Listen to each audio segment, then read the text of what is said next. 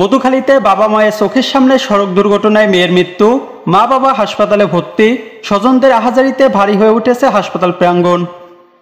ফরিদপুরের মধুখালী উপজেলার বাগাটবাজারে ঢাকা খুলনা মহাসড়কে ইজি বাইকের চাপায় রাইসা আক্তার ৭ নামে এক শিশু ঘটনাস্থলে নিহত হয়েছে। এ ঘটনায় আহত হয়েছে শিশুটির মা বাবা। স্থানীয় সূত্রে জানা যায়, নিহত শিশু তার পিতামাতার সাথে ভ্যানযোগে তার নানা বাড়ি ফরিদপুর সদরের চাঁদপুর গ্রাম থেকে মাগুরা যাওয়ার সময় মধুখালী উপজেলার বাগাটবাজারে পৌঁছালে পিছন দিক থেকে আসা ইজি বাইক ভ্যানকে ধাক্কা দিলে ভ্যানে থাকা শিশু রাইসা মহাসড়কে ছিটকে পড়ে ঘটনাস্থলে সে নিহত হয়। স্থানীয়রা শিশুটির মা বাবাকে উদ্ধার করে মধুখালী উপজেলা স্বাস্থ্য কমপ্লেক্সে ভর্তি করে। আহত শিশুটির মা বাবাকে প্রাথমিক চিকিৎসা প্রদান করা হয়। অ্যাক্সিডেন্টটা কিভাবে হলো? আমি একদম আমার ব্যাটারিতে একদম চার্জ নাই, আমি আস্তে আস্তে যাচ্ছি, অটোওয়ালা পিছন থেকে মাইরে আমার ভ্যান উল্টো হয়েছে। অ্যাক্সিডেন্টটা কখন হয়েছে? মা আর বাপের নিয়ে গেছে আবার মধুখালী হাসপাতালে।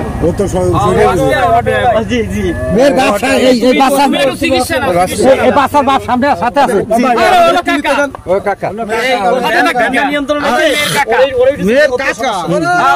নিয়ে গেছে হাসপাতালে।